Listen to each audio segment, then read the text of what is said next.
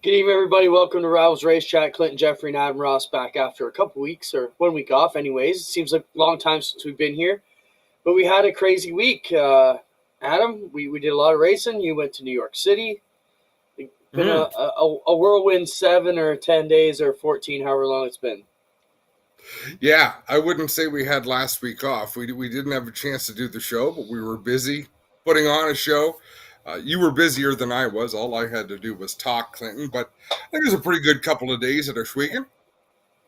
Yeah, I thought things went well. We'll definitely break all that down. Want to welcome everybody. Of course, we're going to have Kyle Steckley, Jared Fitzpatrick on to talk about, the APC series and a few other items.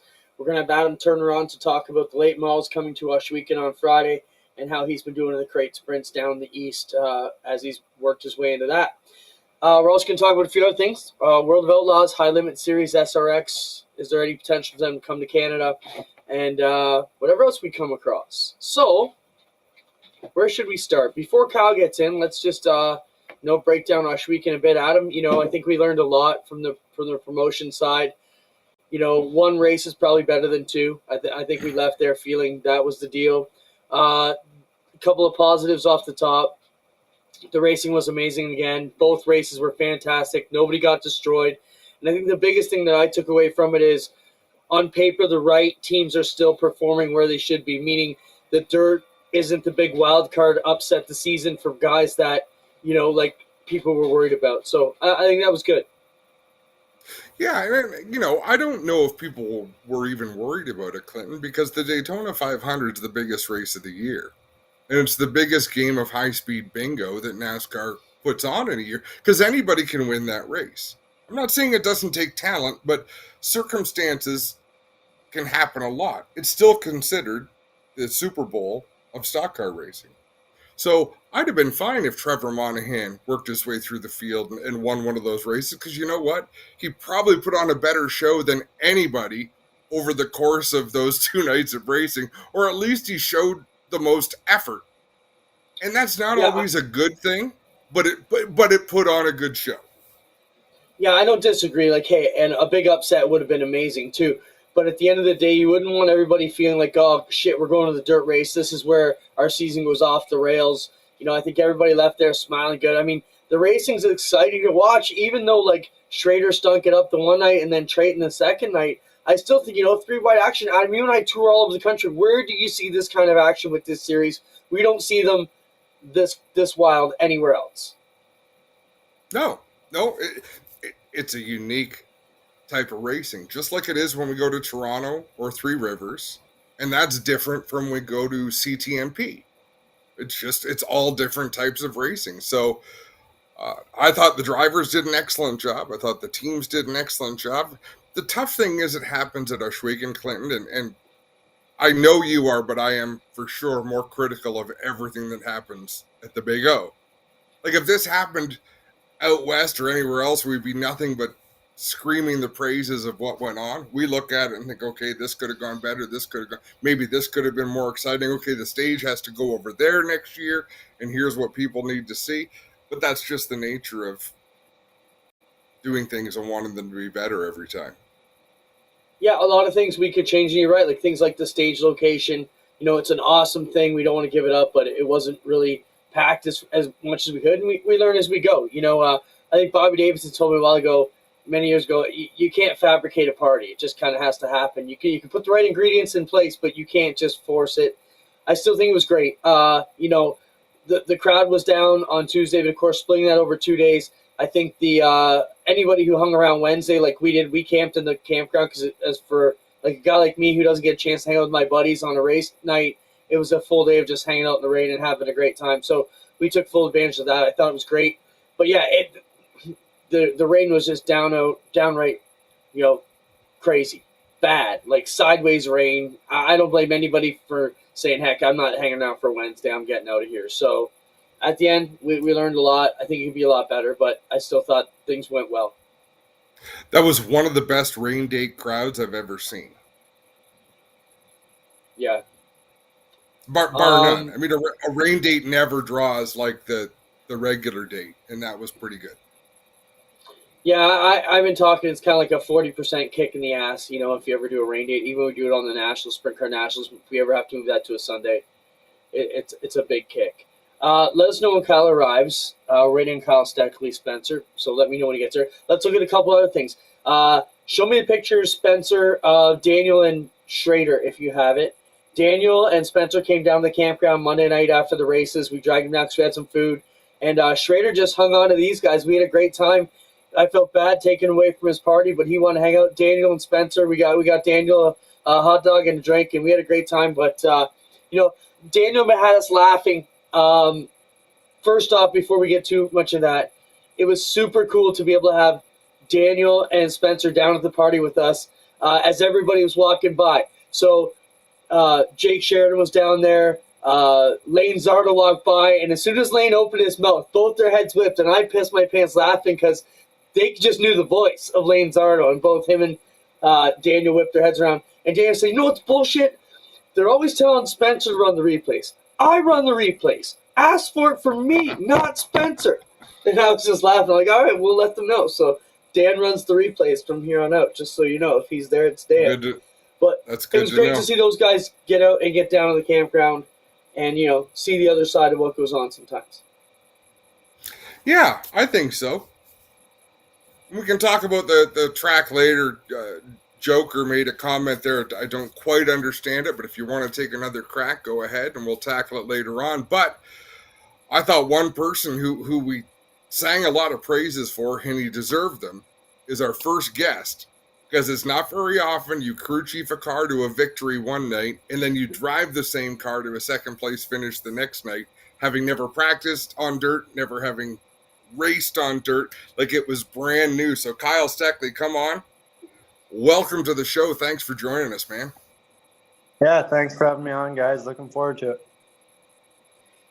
I got to see Kyle on Wednesday afternoon, and just in passing, I said, "How you feeling?" I said, "Great." And I said, "You ever driven on dirt before?" He said, "Nope." It kept on walking, and we were laughing about that. But Kyle, maybe for a first timer, what was the biggest thing? Obviously, was it just like a really slippery pavement track, or what was the deal there?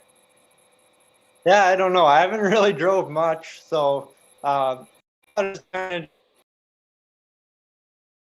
go into the corner, and then the front doesn't turn, and then finally the front turns, and you have no grip to get off the corner. So definitely a lot of throttle control. A little bit like iRacing, honestly, like a little bit like a truck at Eldora or something like that, I thought. But definitely took me some time to get used to in practice. 22 Racing had some really, really fast cars, so thankfully that helped a lot and made my job easier. But yeah, it was a great night and a ton of fun. Kyle, how many times did you spin out in practice?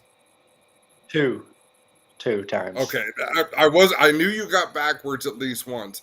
In watching the race, how many times did you just about shit yourself thinking you were about to spin out? I watched, I think, twice during the race. I thought, man, did he ever save that car? Yeah, twice. 2 times was really bad. One time I had to use another car, but it was pretty fun. Honestly, after the heat race, when we found an issue and I had to go to the back, I was pretty worried, but the car was really good, and I just slowly picked them off one at a time and got more comfortable, and it was a ton of fun running down there on the bottom of the track. There definitely was a little bit of something down there for a little bit, and then near the end, it definitely went away. And that's why I asked that question, is because in practice, you crossed the line, you stepped over it and spun out. But I was so impressed during the race that you were able to find the line. You almost crossed it, but you saved it. What's the difference in your mindset once the race starts? Was it the willingness to go up and lean on the car? It's like, how do you keep yourself from stepping on it? Yeah, it's tough because it's so hard to keep those cars under control on dirt. I felt that you got to be so easy on the throttle and the steering and everything. So in practice, I was just going out there, and I was definitely driving it a little bit too hard in practice. After I was thinking about it after, and definitely ran better in the heat. But in practice, I was just trying to get the most out of the car, trying to go as fast as I can, get as comfortable as I can, and try things. So in practice, I always find no matter what you're driving in practice, you drive at 110%, and in the race, you maybe only drive at 90% for for most of the race at least. Obviously, at the end you're going to go wild, but at the start of the race you got to keep care of it and not make any stupid decisions so that you're there at the end. Kyle, that makes me think, that was the biggest problem I had in iRacing, keeping the car clean. Like, maybe it's not car control. Maybe it's just teaching yourself mentally to last till the end in iRacing. Does that help at all? Yeah, definitely. iRacing's a lot different than real racing, but there's aspects like that you can take that, iRacing is always crazy. The guys on there are always really aggressive. And if you can just last till the end, then you're normally in a good spot. And same thing goes for real racing. If you can keep your car in good shape and have a piece for the last 20 laps, you're going to be up front and be able to contend for the win. Yeah, right. iRacing can be frustrating for a lot of people right now because there is no reset. You got to go through the whole process to be in an event there. So Kyle, I just want to back things up, and let's go back to front with Schrader, okay? So you made a comment after Wednesday that he was one of the first guys to call you after the race and just talk about your performance. Let's talk about that, and then maybe back up to how it was, working with a guy like him. Yeah, Schrader's awesome. I didn't know what to expect going into it because I'm pretty young and I wasn't around when he was racing in the Cup Series, so I didn't know the history and the story of him before. But what an awesome guy to work for. He's just one of us. At the end of the day, he's really laid back, easy going, and just wants to have some fun at the racetrack with the guys. So him calling me after the second place finish there on Wednesday night was really cool. And yeah, he just talked for 10 minutes about the race and what I did right and a couple things I could have done better. And yeah, I learned a lot from him for sure. What does it mean to you, Kyle? Because not everybody gets to live with a multi-time champion. Your dad is so very good, and he has been for a long, long time. But what does it mean that someone like Kenny Schrader would take the time to call? Like, he doesn't owe you a thing, right? Once you left, you helped him get a win. That's all good. But here's a guy reaching out to help you. Can you put that into words? Yeah, it's crazy. Someone like Kenny Schrader, a NASCAR Cup driver, a guy from down the States, huge name. Like, you look at the following he has on social media, and it's absolutely crazy. So for someone like that to call after the race and, give me input, and before the race, the night before, he called me when he was driving back to Missouri, and he talked to me for like 20 minutes just on little tips and tricks and things I can do on Wednesday to be up there and be able to contend. So it means a lot for sure. And I think, if you can give people respect and, give them everything to them, a lot of times they're going to return it back to you. And it's all about building those relationships for now and for later down on the road. I can't help but laugh. A question. Go ahead, Adam. How mature has this kid got? Kyle, you've grown up like 7 years and 2 months. Go ahead, Adam. You make a good point. And I'm about to ask you a mature question. It's out of left field, but you look at the Pinty schedule, the most races that we've ever run.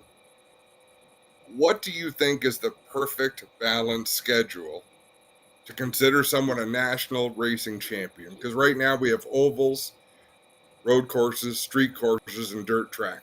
How many races should it be, and what should we be on a dirt track? Should we be on more road courses, less road courses? What's your thoughts as a youngster wanting to move up there?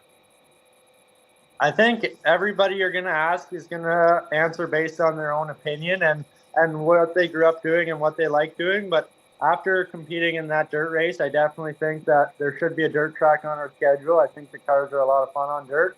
I think NASCAR's done a pretty good job of selecting the races and what they're doing with the schedule. 14 races is the most we have done, but a couple of the events are double races, like Saskatoon, and really Oshweekon is 2 races in 2 days. So that's kind of like only one event. It's almost like there's 12 events on the schedule. So when you look at it from a team aspect, so I think they have a good number of races, definitely a good mixture. There's lots of road courses, but different road courses. You look at CTMP to GP3R to Toronto Indy, and then the ovals too. There's a lot of bull rings, but there's some bigger tracks too with Delaware and Newfoundland. And I think something that would be cool is if we'd go down to the States and maybe run at Martinsville or New Hampshire again, something a little different, get our series some promotion down in the States. That'd be really cool because I sometimes think we don't get the recognition up here. Like if you look at what Trayton's done this year in the 20 car,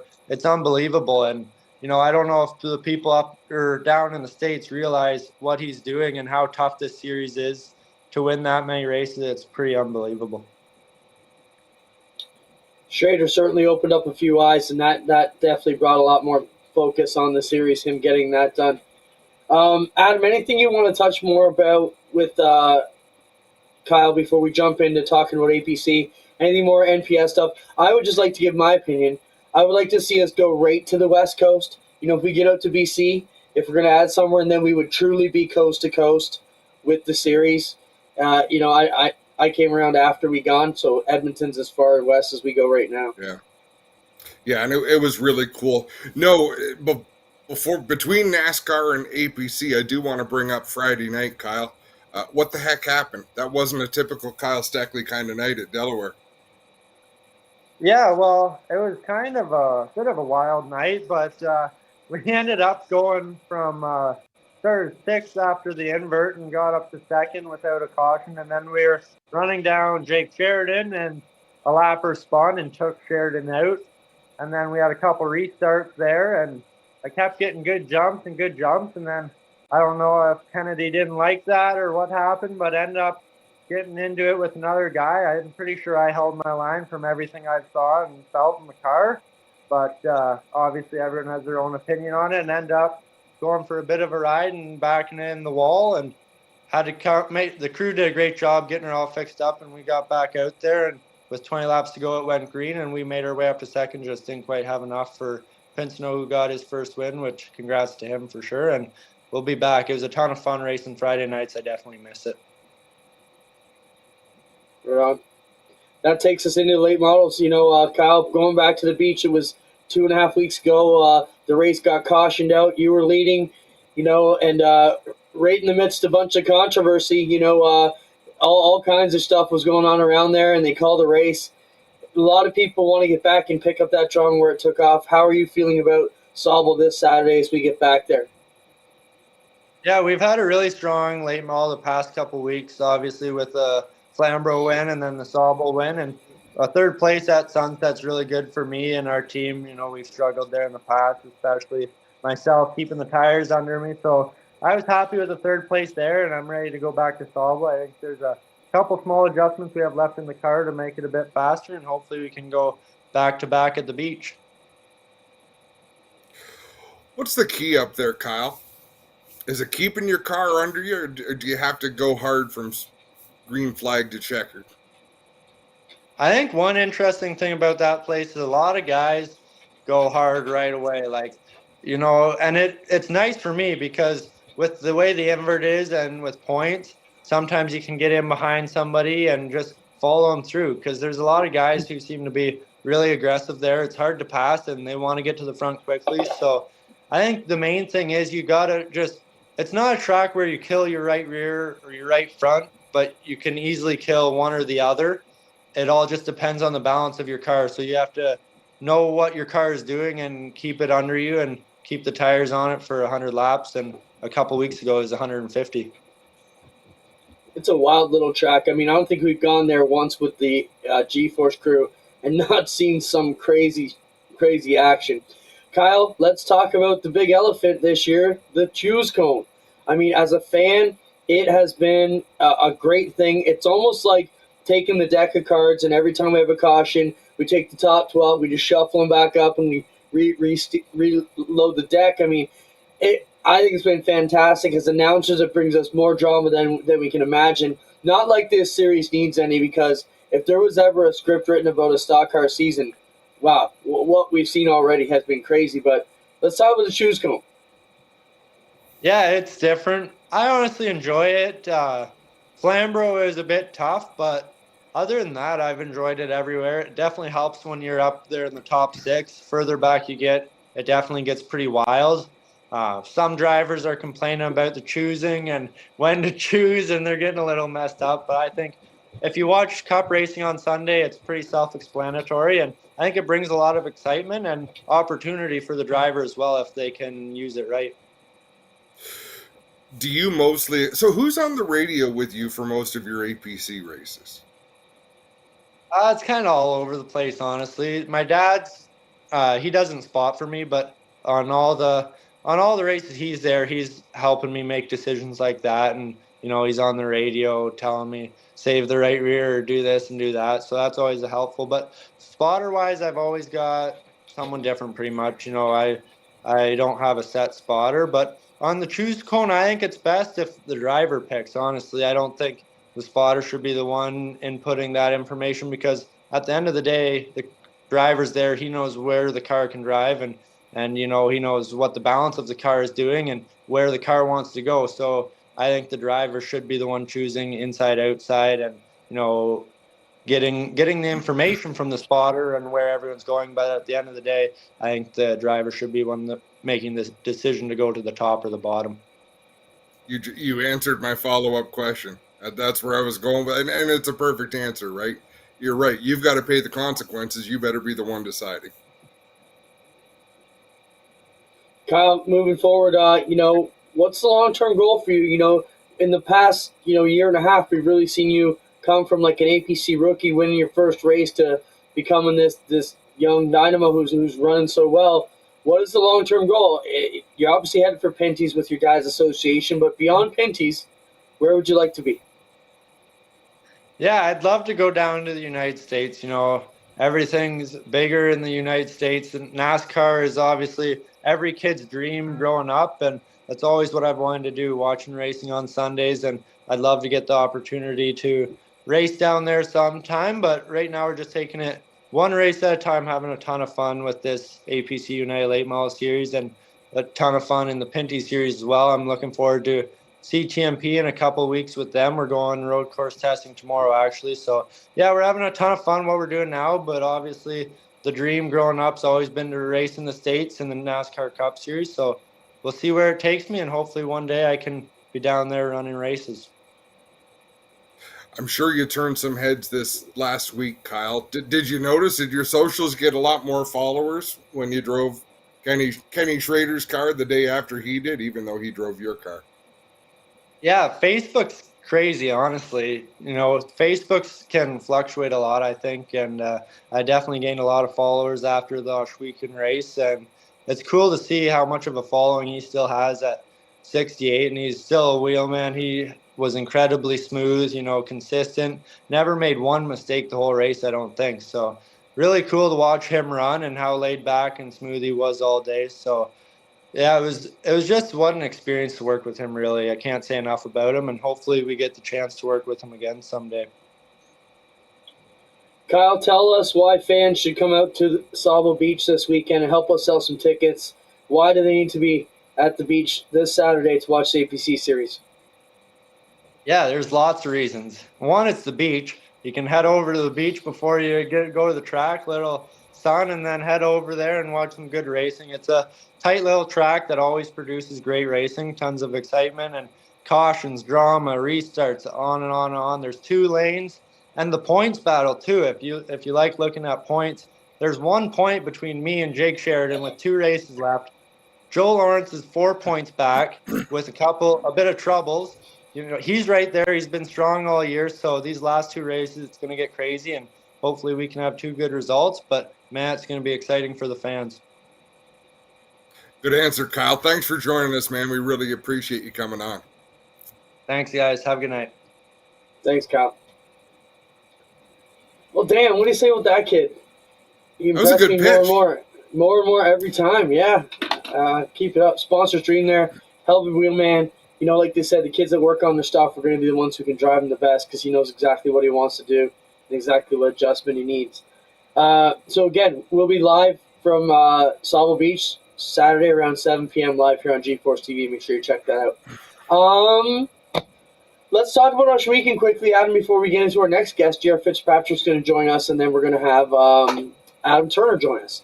So quickly, track surface. The Burger Barn video of the week is the track work that went into Oshweekend. I didn't want to share this leading up to it. I was scared. as all heck. And I've always been a guy who says, let's pack the track, let's not dig it up. But Glenn proved me wrong, and they tore it up. And show the video of this, Spencer. This is what the track looked like less than a week before the Pinty's race. It is deep, it was wide, and the thought process was dig all that up, lay it all out in the sun, let it dry, and repack it layer by layer, which is what they're doing with the compactor sheep split there. But some of the other photos that came with it were pretty wild. Like, it was a deep hole they dug there to rebuild it. And at the end of the day, what a track we had. There's Campground Robbie, who's somewhere here in the chat. Robbie, checking out the Robbie's thing. a But, star. Waist high. And look at how deep the piles are, though. That was something major. I was really worried, but, man, it came together. With all the rains, they tore it up again. Actually, Bowman messaged me today and said, man, they're tearing the track up again. I said, yeah, but look what they gave us for NASCAR. It was perfect. He said, I can't disagree about that. Let's talk about Bowman. $30,000, courtesy of our friends at Sit and Bull. It was supposed to be $5,000 to win each night and $2,000 for the crates. And then Ryan Burnham and Jarrett Cuba called and said, hey, we got some cash. Show the picture of the cash, Spencer. Sponsor calls me and says, hey, I got a $10,000 in my hand. You guys better come get it and give it to the sprint car guys. And I tried to get him to spread it out over both days, over all races, and he said, no, we're gamblers. We want it all on top for the winner. Let's pay $10,000 and $5,000 to win. And I said, what do you do with the other two? He said, I'll call you tomorrow and we'll figure it out. And then he threw in the other six and made it $10,000 and $5,000 the second night as well. Mike Bowman sweeps the weekend, Adam. What can you say about that? Pretty wild, winning all four races and $30,000, which, is something we're super proud of at our weekend to be able to give that away to one of our sprint car drivers. Well, the first thing I can say is it was a great job. Mike Bowman on a slick track is as good as anybody. We've seen it in modifieds before when he's beat the best of the best. The second thing is we didn't need to bring him on the show. If you didn't get what you needed out of Mike Bowman in 4 Victory Lane interviews, we're not going to get any more out of him tonight. He had lots of camera time, lots of microphone time, and I'm excited for people to be able to watch and listen to the onboard cameras. Yeah, okay, so let's hit it up. A lot of people are talking about and squawking about Mike and tech and everything. So we tore his crate car down to the bare block and measured everything. So show those pictures, Spencer. So after winning the money on the crates, we took the heads off the engine, had them CC'd, had them measured, everything checked out fine. We had one of the engine builders on board to make sure it all went all right, and that was DSC. They were around to help out. We invited Klotz out too. And at the end of the day, his engine was sealed back up the next day. Oswego Speedway pays to have it resealed. Mike was legit, and everybody was happy about how it went. Now the deal goes to traction control on the 71. So, I mean, the rumors are always going to be out there. I've seen Mike as you've seen Mike, and I can understand a lot of people, maybe not from the modified or Merrittville world, talking about, what's going on with Mike. But Mike's driven cars that are, 2,500 pounds. And Adam, you said it best. We've both seen Mike come in and rent a crate sprint car from Pete Costco, who we just had the Pete Costco Memorial for 20 years ago, and win his first ever crate sprint car race, beating the likes of, Cody McPherson, Brad Rouse, the best of the best at that time. He beat them in his very first race. A dirt sportsman car. Yeah, so what did I say? Yeah, a dirt sportsman car. Yeah, a dirt sportsman, but it was a crate sportsman car. And then Mike has driven these cars for years, against guys like Mike Bowman. And the other thing that was brought to me is, their shock program is on point. The world they come from out of modifieds on dirt, it's all about the shocks. So, I wouldn't doubt if they have a shock dyno in their trailer. And we're going to keep checking Mike. There's no doubt about it. Like, we're not giving up on it. But the other thing, when I was at the campsite, their team was the one that had both sprint cars out every day at 9 a.m. with 6 guys working on them around the clock to make them better. They're a pro team. So, not surprised to see them shine. It brings back, and please don't think I'm shining anything negative, it brings back the conversation we had in the offseason is what classes should a driver be allowed to run? And this was all planned and all thought out. Mike followed all the rules. Like, there are times he's allowed to run a 360, and there are times he's allowed to run a crate, and there's times he's not. And that race was one of those wide open races. Because explain, what can't they do, Clinton? It's a matter of running for track points So Yeah, on I'll a explain it. special But let's night, bring on J.R. Fitzpatrick. J.R. Fitzpatrick's here, and he's one of the guys from the asphalt world who dabbles in a lot of different divisions too. So we'll bring J.R. on. Might as well hang out with us while we talk about. Welcome, J.R. So we're talking about Mike Bowman racing both classes on sprint cars, and the situation was when we first started the Crate Sedosh weekend, we said you can only run one sprint car class per night because we didn't want all of the rich teams just buying sprint cars and populating or / polluting what we were trying to build. So from that side of things, it's been a good rule. So Mike can race the tour events.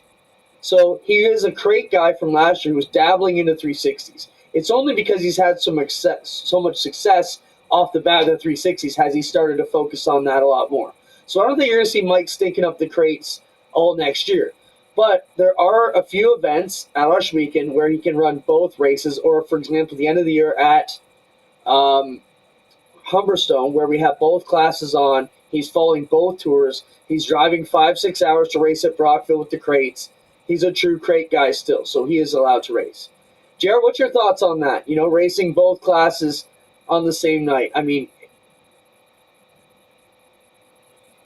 think for dirt, it's obviously, from what I've understood just from listening to your guys' show, it's an advantage. But it's good for the sport too, though, because the reason dirt's kind of caught my attention a little bit is because of guys like Mike Bowman. I mean, he's very good at promoting it, and he's having tremendous success. And I don't know, I can't speak for the dirt, but I mean, I know the asphalt stuff. You see it all the time. Guys are always running both, and the asphalt side, if you got cars, that's all that matters. So I mean, it's tough for me to put my input in on the dirt, but I think he's a hell of a wheelman. I know that. I've been watching some of his videos, and he's a hell of a wheelman, that Mike Bowman. how about $30,000 for 100 laps of racing? He won, in fact, total, JR, total, on the Monday and Tuesday night, he would have run 6 plus 56 laps total, practice plus features, to make $15,000 a night. Well, I'll even back it up a bit further. All the races were like green and checkered. I think they were all under 8 minutes. So for under 30 minutes of track time, he won all that too, which is pretty wild. Jared, my question for you, alongside that, you're running well, you're dominant, you've got all your shit together, you're passing tech, and people are still chirping about you cheating. How much does that piss you off, and how do you handle that? I mean, sometimes when you're running good, it's fuel to the fire, right? It drives you to do better. But sometimes over a period of time, it drives you crazy, right? You got, a good group of guys, and they're putting in a ton of work. Sometimes usually more work than the other groups. Like you were saying, Mike and his crew were up working on that car at 9 in the morning. So really, I think it justifies why they're running so well. They're putting in the work, and dirt, from what I've been understanding and talking to like my buddy John Cabin, it's all about reading the track. So obviously they're doing a tremendous job, and they pass tech. And like I said, I've watched videos, man. Like, he is very smooth, and he's very smart at picking lines. And obviously when he ran those modifieds, he did something right, because he's really laying them down and putting them down. No, big time. So, JR, the reason I wanted to have you on, and you knew this because you asked me what we were going to ask you about, what's up with these social media posts, man? And I'm all for you doing whatever the hell you want. It's your life. If you want to go and race donkeys, go and race donkeys. But where's your mind at, buddy? What are you looking to do moving forward? I don't know. I'm just frustrated, right? Like, just some incidents this year, just some of the direction that things are going. It's frustrating me, and it's not just because I'm not running well. I mean, because I think we're running great. If I didn't have the Flamborough incident, or even the last Sunset incident with the alternator quitting, we'd be right there in the points, if not leading it. Because I think out of 7 races, we've had obviously the out of 7 races, we've had 5 quick times in all the races. Like, I qualify like shit these days. I don't know. I just can't figure it out. Like, the 2-lap qualifying, man, I suck at that. In Pinty's, I used to always get poles, stuck in the race. Nowadays, I suck in qualifying. I'm always good in the races. So it's just frustrating, and just, I don't know. My mind's kind of all over the place. It's been a really tough summer for me, kind of emotionally, mentally, and it's just, I don't know. I just thinking it's time for me to do something different, whether it's road racing, dirt, do a little different level of racing on the asphalt, I don't know. But, at one point I had my mind set on doing something in asphalt, but I watched your guys' show, and 2 valid points that you both had. I left that night thinking, walking upstairs, I'm like, I don't know if that's a good idea if I go race that now, because just the points you guys made that night really made me think about, some people's view on guys stepping down and whatnot. So yeah, I don't know. I just feel like for me, it's just time to do something different. No, and I respect that, JR. Like I said, you've been there. You've raced at Daytona, for Christ's sake. Like you've done it. You've seen the rat race. You've seen the challenge it is to get in with a good team and spend a fortune, whether it's your money or sponsors' money. And now you've come back to this, but now you also have a family. So, but don't think that we're ragging on you, and there's no pressure. You don't need to do anything you don't want to do. I'm just curious to see what you did have in mind. I know you love road racing. I know you're damn good. I'd like to see you run the Pinty's road races. Forget about the ovals. If you could get a ride just for the road courses for a season, I would love to watch that. That's coming in conversation. I've talked obviously with my wife about it, and even my dad, he's supportive in anything I want to do. It's tough, right? Because everybody thinks I got millions of dollars behind me going racing just because of my family's background. My dad's a pretty successful businessman, but he pulled out of racing back in 2014 and pretty well said that was enough for him. And he's always been there, emotionally supporting me in any way I need. And he thinks that road racing just be fun for me. And yeah, it's tough, right? Like, I think to run a late model series of this caliber, the direction they want to take it, it's tough for somebody with a family and a full-time job to compete for wins, man. It's so hard. The series is top notch, and it's just getting a little crazy. And I don't know, like I said, I just feel like I might need to do something different. What direction that is, I don't know. I have good friends that keep telling me come to the Big O and just walk around, because they said I'll probably be hooked right then and there. So I'll see if whenever the crate cars are running there next, I can walk around and just feel it out. I mean, the track's only 30 minutes from me. And then obviously road racing, I love road racing deep down. I mean, years ago I was told from the Bondurant school I need to forget about ovals and just go, like Trans Am racing back then. And so I don't know. I'm sitting here thinking what to do, and obviously my book's always open on what I'd like to try, and I've just always been that kind of guy that likes trying everything, right? Like, I'm not saying I'm never going to run a pro again. I could always go race a pro late here and there. I think Chris House and I have a great relationship. We're leading the points at Flamborough. He'll let me race anytime I want, sure. So yeah, the pro late I would enjoy dipping into now and then. I just feel like for me, it's time to do something else. Jared, I begs the question. You said a couple things there. Where the way they're trying to take this series, what don't you like about what's going on, or that just means getting too competitive? And it's a serious business. What am I missing there? What am I reading between the lines that I'm not catching? I mean, I don't think a series can ever be not too competitive. I mean, APC Tour has always had great competition. I just think there's only room for one professional series in Canada. And we all know that's the NASCAR Pinty series, and this is my own opinion, right? Like, it's just how I feel. Nobody else has to feel this way. People can disagree with me if they want. That happens all the time. I'm not afraid just to tell you my opinion. I just feel that it's tough for, an average working young family guy. I'm not saying I'm young, but to run a car like this, it's expensive. It's a ton of work, and sometimes I've been told I put too much work into it. Maybe that hurts me. I don't know. I just love the sport so much. I'm believe it or not, I'm an emotional person. I love the sport so much. It's going to be tough for me to walk away from the oval track stuff, but I don't know. Maybe I just try too hard and it hurts me. I don't know. It's just my mind's all over the place. No, and I think that's evident, JR. The one great thing about you, there's a lot of great things about you, but the thing I like is that we never have to wonder what you're thinking, because you'll post it. You'll share where your mind's at. Even if it's at some place, it's not going to be a week from now or a month from now. You'll still share where you're at. And I think that makes people want to hear what you have to say next. So I definitely wanted to have you on, at least for the fact to say, hey, what are we reading? Just like Clint said, what are we reading between the lines of here? Where's it heading? So what are your thoughts as the season comes to a close in the APC? Is there any shot for you in a championship, or do you just want to win out?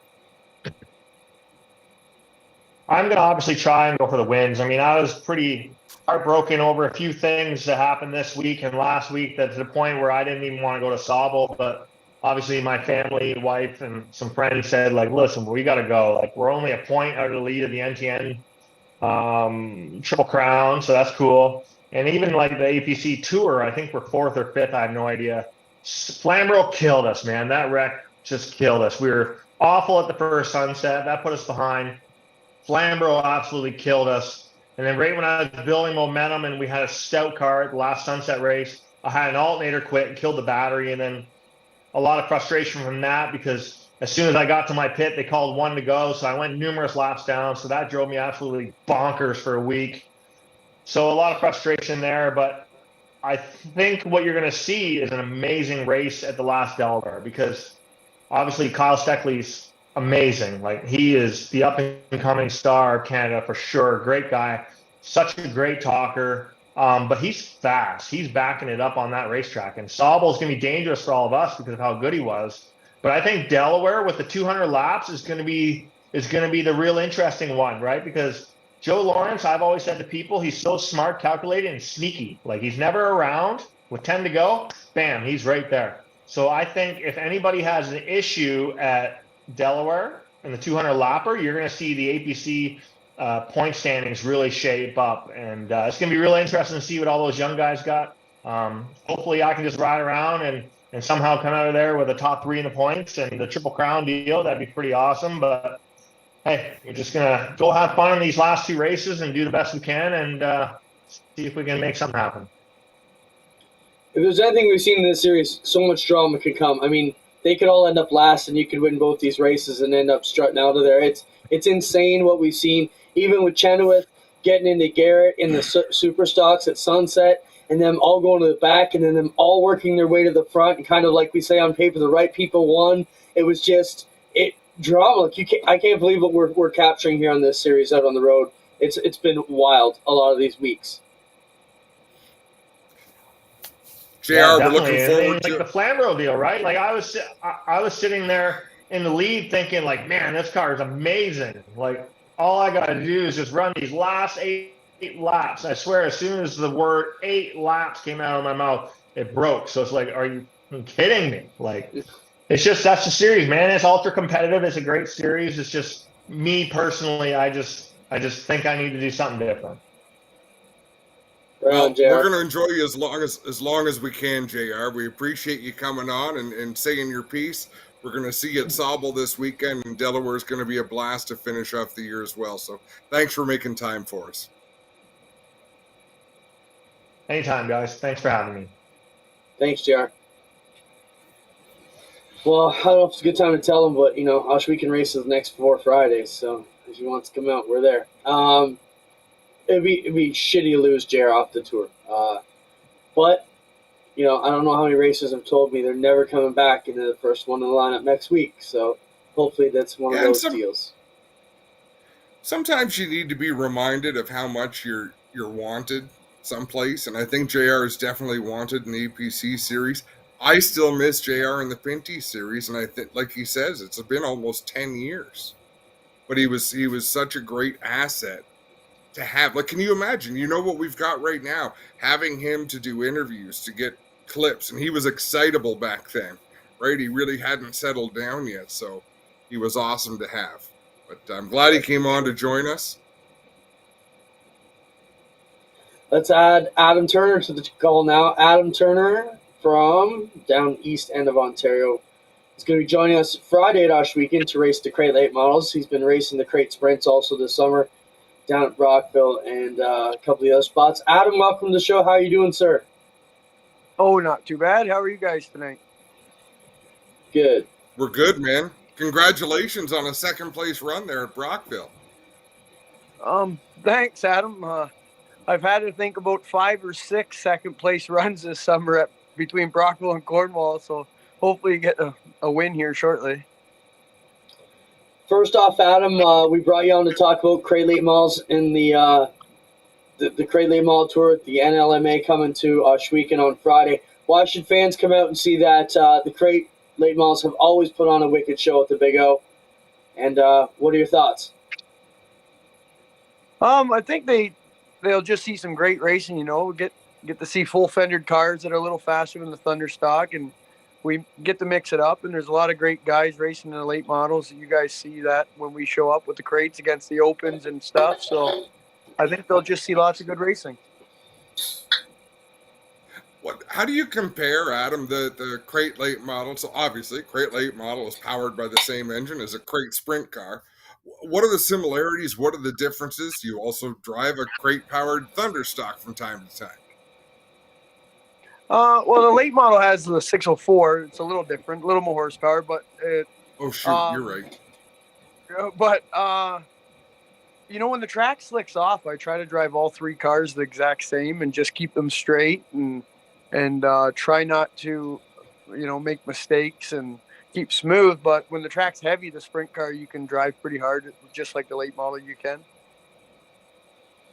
Adam, we won't see you in double duty this weekend. You're telling me your crate owner's got work commitment, so you'll only be in one of the crate divisions this weekend. That's late models. What's the deal with your crate sprint program? How's it been going? And the other thing, just quickly, Adam, that we've been super proud of, I think, as the crate guys building this deal, is to have guys like yourself, Matt Billings, Ryan Poole, Ladisur, a lot of the big name guys from that end of the woods have jumped into the crate sprints and are helping to build this division. Yeah, it's been great running with those guys. Sometimes I get a little frustrated, thinking, geez, another second. But then I sit back and realize that guys like Lee and guys like Matt, they've run lots of 360 stuff. They've run, lots of modified racing. They've ran a long time. And so I'm not really finishing second to guys that I shouldn't be finishing second to. So it's actually, we probably have a pretty good year so far with the crate sprint. Other than Schweeken was a little bit, a bit of a reminder that we still have some work to do when it comes to some slick stuff, but it was fun. Well, that's a different kind of animal, that racetrack last week. But actually, the crate late models, talk about what makes up that field, because what I like about that series is the same thing I like about the crate sprints, is it's drawn a lot of quality racers from different areas. And then you come together for special events. I mean, you're dealing with a lot of drivers who have a lot of wins under their belts. Yeah, the late models definitely do have a lot of guys with a lot of wins under their belts. And when we head to a place like Schweeken or even up near Humberstone, we actually run into more guys that we don't get to race with even as much on the series when we head east, because it's so far to travel. So when we get to Schweeken, it's kind of nice because we get a little bit more diverse kind of crowd and guys that do run down south a lot more and have a lot of experience. So and they're used to kind of slicker tracks. So it's a lot of fun coming to Schweeken with the late models. Right on, Adam. Well, thanks for stopping by. We'll talk to you Friday at Schweeken, and make sure you talk to us for the right reasons. Yeah, hopefully I'm Mike Bowman fast. There you go. That's awesome. There's a t-shirt right there. Thanks for stopping by, Adam. See you Friday. All right, thanks for having me, guys. We'll see you Friday. Adam Turner and the NLMA Crate Late Models invade Schweeken Friday, along with the crates, sprints, mini stocks, and street stocks. Be sure to check it out. Club 54 Racing presents the night. Let's throw a couple things quickly in. Shout out goes to Jordan Costco, wins his grandpa's race Sunday at Humberstone. Big family affair. All the family was on. Show us what we got of that, Spencer. I think we got a few pictures of Jordan. Good deal. Jordan, his grandfather Pete got him and Dylan Davidson racing together around the same age, supported them up through the years, and he kept at it. So for Jordan to pull into victory lane at his grandpa's, a place where his grandpa owned, see his dad and all the family behind, super cool. So congrats goes out to Jordan Costco. I know what that meant for the Costco family. I got to see Tanya today, his aunt, at the dentist, and they were still glowing about it. So good to see them. Good on Jordan to get that done. Big win, Adam. It's always good when you can win a sentimental big win that you can, get one done for your grandpa and the whole family that's there. And forgive my ignorance, Clint. How many wins does Jordan have? Like, is winning a common thing for him? He's got a few, but not common. It was big. It was big to get it done, for sure. Yeah. You know, Yeah, I knew it wasn't way- his first. Like, I knew he'd done some winning, but it's not like he wins every week. So to be able to rise to that occasion is pretty damn cool. Yeah, super cool for those guys to get that done. Let's talk quickly about NASCAR Pinty Series heading to iCar. That they're down there this weekend, Adam. We get to keep you with us at Sauble.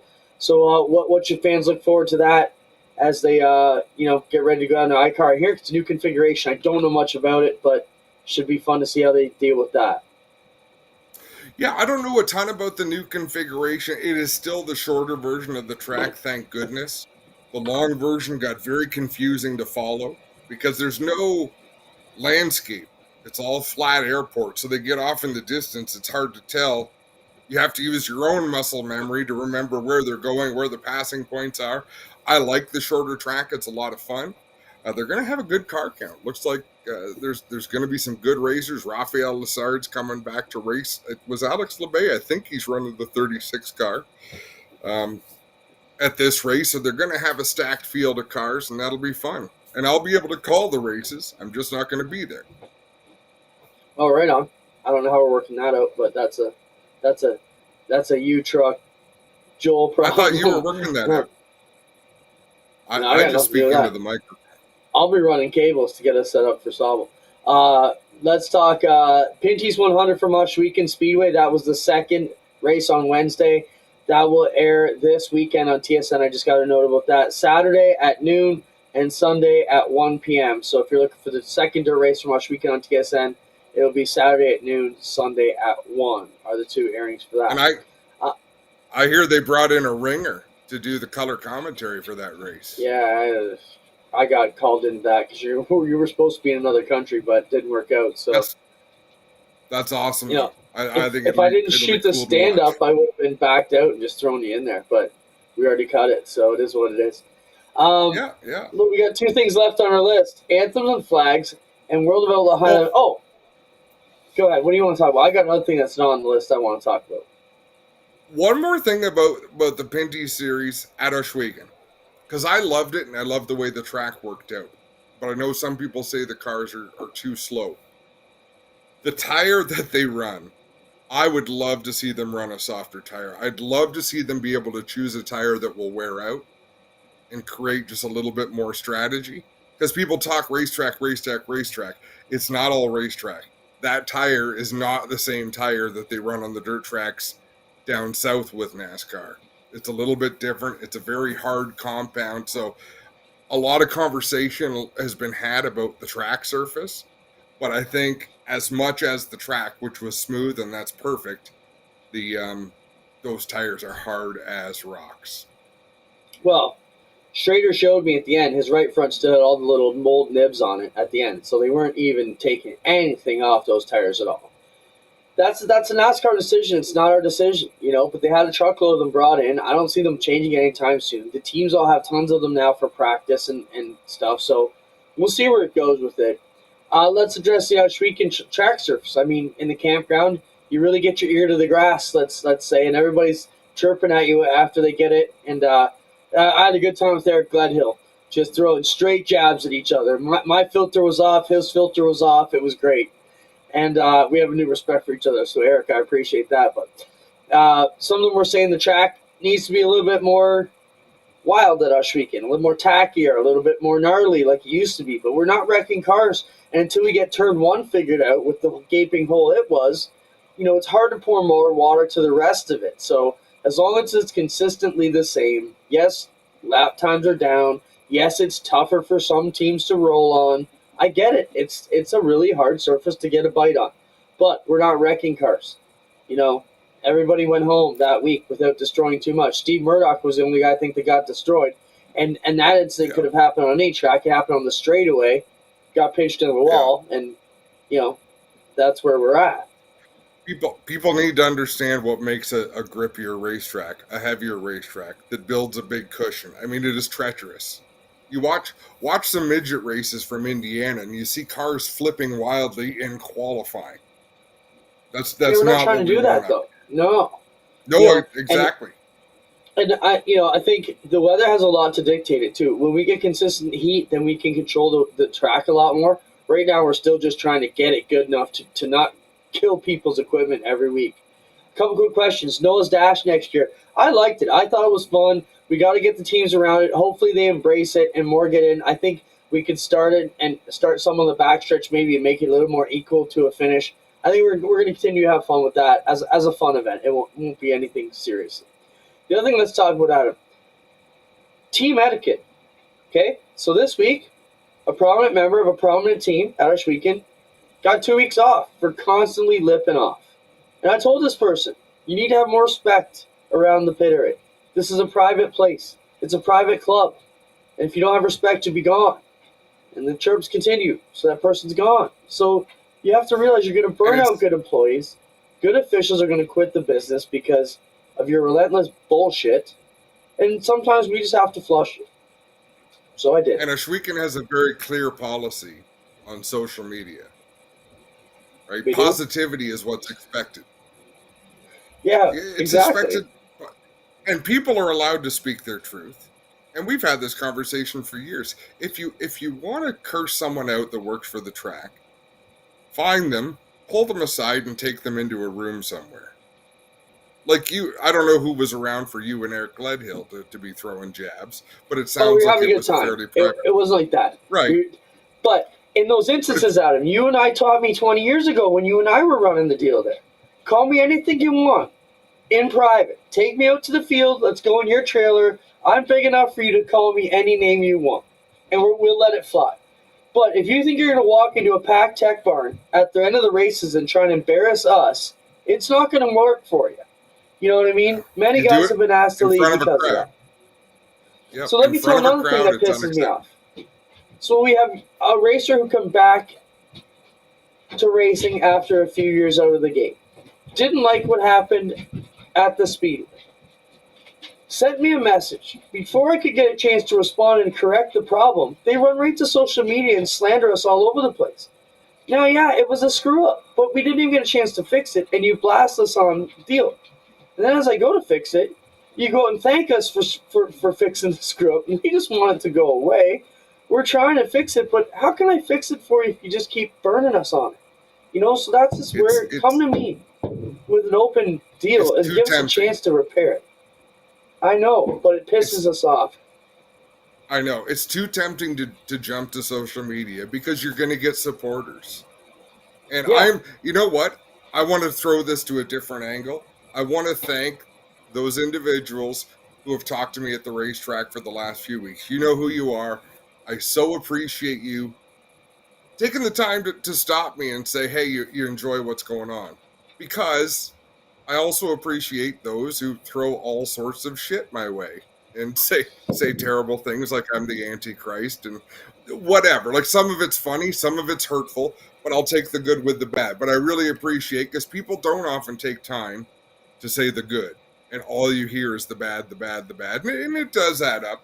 But I appreciate that people are willing to share the good. So thank you for that. I think it's hilarious that you became the prick in this deal. Because I am 1,000 a way bigger asshole than you are. But somehow in this deal, you come off as Adam's the ass. I love it. But you play up to it, too. You know. Yeah, I do. I want everybody to like me. You're all right with people hating you. I'm okay. I've got opinions. But this is important. OJ was at the races last week. And Clinton, he's a celebrity. Oswego John has been around for decades. And Oswego John likes his drink. He likes to get into the beer, and he'll be the first to tell you that. He is an icon of racing. Like, he's that person, and Oswego is Mecca for him. But I was so pleased. I didn't know he was still alive. So when I saw him last week at the races, I almost walked up and hugged him. And people who know will say, oh, yeah. Yeah. Oh, yeah. Wow. It was so cool to see him. And he tells me everything I'm doing wrong and tells me a couple of things I'm doing right. But there's some people who are fixtures of racing for as long as I can remember. He's one of them. That's cool that he comes up and gives you an earful. Let's talk World of Outlaw sprints, high limit, and SRX in 2024. So we've had talks and thrown out feelers to all of them. World of Outlaw has basically told us they're not coming back to Canada anytime soon. I'll read you a quick message I got here from some of the folks down there, and we were trying it as early as Thursday, Friday. I was back on it trying to build a schedule for next year after learning what we did at Pinty's. So we've already put our schedule together for next year. We have no open dates that be suitable for Rush Weekend, plus going back to Canada, the Sprint Series will be something this company we need to strategize well in advance. We can talk to Brian Carter, see what he thinks. We know last times it didn't work out well for us. So that was from Carlton Reimers. Switching over, Brad Sweet, same day, talking to Brad Sweet. He writes back pretty much the same thing. Yeah, I think we have the same concerns as the Outlaws, and this is a high-limit series. It's a big ask of the team for the amount of paperwork and such. So why that's a thing? Most of these guys are, mid-country guys out of the U.S., don't have to travel. If they want to go on vacation, they go to Mexico or Hawaii where they don't need a passport or an enhanced license. They don't need the extra paperwork it needs to come to Canada. So when a few of them decide to jump off the deal, it really hurts. So we are actively trying to get the World of Outlaws and the and the High Limit Series to Rush Weekend. We also spoke to the SRX, but there's over 30 tracks trying to get the SRX. And get them to Canada is going to be the same type of ask we have. So it is on our radar, but we get a lot of questions about World of Outlaw, High Limit, and SRX at Rush Weekend. We've even set up a strategic alliance with Raymond Laverne at Cornwall, who said he would take the Sprint Car Series, which is a perfect setup because it's 5 hours away. It wouldn't split the fan base. The teams could make the drive. But again, even with 2 to 3 to 4 potential races here in Canada, still a tough bet to get them to come over. So we are working on that for those that ask us all the time. Last thing on our sheet, Adams, is anthems and flags. And this is still, I don't know if we've got to this the past few weeks. It was at the bottom of the list. But even if we talked about it again, man, we've seen, I don't know if you watched the anthems again this week, but man. We're not going to name names, and we're not going to name series. But the point is, racetrack promoters, it is your responsibility to know what you're putting on your PA system. If you bring someone in to play or perform the national anthem, make sure they know the national anthem. Make sure they know the words, make sure they know the tune, and make sure they can achieve both of them in a coherent fashion. Well, I'm going to name names. Watkins Glen on Sunday was atrocious. Like he was added a whole other verse and a whole bunch of other stuff to the song, and it was. Oh, I didn't see that. It was way bad. And I know you and I, we see this 2 to 3 times a weekend where it is rough. Even some of the recorded stuff from 1982, Whitney Houston, is terrible. Yeah. We got to do a better job. But Adam, quickly, flags. I don't blame the singers. I do not blame the singers. I blame the racetracks that bring the singers. Yeah, I'll end on my little story there. And you had said one thing. I'll let you get your rant in about flags. If you're handing someone a flag in victory lane, make sure they know not to drag it across the ground, right? That flag. Yeah. You got to know proper flag etiquette. To some people, it's still a big deal. I'm one of those people. Our Canadian flag should not touch the ground. Should not touch the ground. In fact, a flag should not touch anything except the flagpole that it's on. Or a person waving it. You can drape it over your shoulders. Do not rest it on your car. Do not rest it on the ground. Do not drag it behind you. And if someone wants to celebrate a Canadian victory, if they want to put Canada in the name of your race, do not hand someone a flag if you don't know what that person's going to do with it, or until you've told that person what the rules are for carrying that damn flag. They heard it from Adam Ross himself. My ending story, when I was managing Humberstone, had a lady ask me week after week, can her little Johnny play the anthem on his violin? On race day, you're like, no, yeah, sure, whatever. So finally, after a month of her pestering, we said, sure, just bring Johnny out. Next week, it's all him. The kid blew us away.